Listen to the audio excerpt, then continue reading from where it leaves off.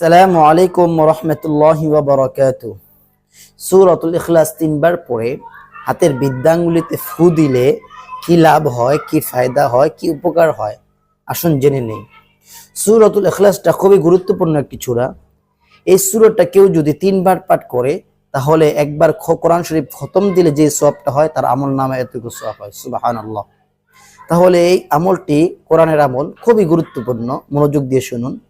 পুরা ভিডিওটি আপনি মনোযোগ দিয়ে যদি শুনতে পারেন তাহলে আপনি অনেক কিছু শিখতে পারবেন। সূরাতুল ইখলাস তিনবার পড়ে আপনি যদি বৃদ্ধাঙ্গুলে ফু দিয়ে কাউকে বশ করতে চান, আপনার আয়ত্তে আনতে চান, পারবেন।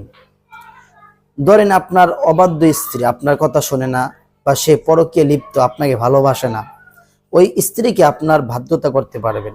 অথবা আপনার সন্তান আপনার অবাধ্য, সন্তান কথা শোনে না, অনেক সময় এমন হয় যে সন্তান ভিন্ন লাইনে চলে গেছে, অনেক রকমের উশৃঙ্খল হয়ে গেছে, এরকম যদি হয় তাহলে ওই সন্তানটাকে আপনার বাধ্য করতে পারবেন এই কোরআনের আমল দিয়ে।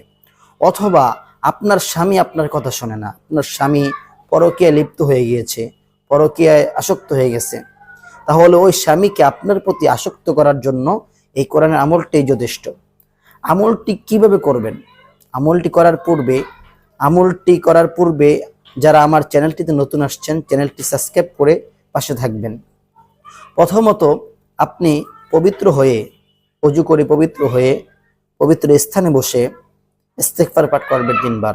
আস্তাগফিরুল্লাহ, আস্তাগফিরুল্লাহ, আস্তাগফিরুল্লাহ, পুরো ইস্তিগফারটা পাঠ করবেন। এরপর দুরূদ শরীফ পাঠ করবেন। যে দুরূদ শরীফ আমরা নামাজের ভিতরে পড়ে থাকি, দুরূদ ইব্রাহিম। দুরূদ শরীফটা পড়ার কারণ হলো, দুরূদ পড়ার কারণে আল্লাহ তাআলার কাছে যে কোনো জিনিস কবুল হয় তাড়াতাড়ি। তো আপনি যখন এই আমলটা করবেন, আমলের পূর্বে এই দুরূদ পড়ে নিলে তাড়াতাড়ি কবুল গ্রহণযোগ্য হয়ে যাবে। এই জন্য দুরূদ শরীফ পাঠ করবেন। এরপর সূরাতুল ইখলাস আউযু বিল্লাহি বিসমিল্লাহর সাথে একসাথে হাতে এইভাবে ধরে ধরে একবার করে পাঠ করবেন। এরপর একটা করে ফু দিবেন এইভাবে। এবার পড়বেন আউযু বিল্লাহি বিসমিল্লাহর সাথে পরে আরেকটা করে ফু দিবেন। যখন একটা করে ফু দিবেন, ফু দেওয়ার সাথে সাথে যেই লোকটাকে আপনি উদ্দেশ্য করবেন ওই লোকটার নামটা আপনি মনে মনে জপতে থাকবেন। দেখবেন ইনশাআল্লাহ এই আমলটা যদি আপনি কন্টিনিউ অনেক দিন করতে পারেন, আল্লাহ তাআলা তার মনের ভিতরে আপনার জন্য ভালোবাসা পয়দা করে দিবে। হ্যাঁ, এখানে বুঝতে হবে এই আমলটি একমাত্র হালাল পন্থায় করতে হবে। হারাম ক্ষেত্রে যদি করেন তাহলে এটা কাজ হবে না। কোরআনের আমলটা বিশ্বাসের সাথে যদি কেউ করতে পারে 100 গ্যারান্টি ইনশাআল্লাহ কাজ হবেই।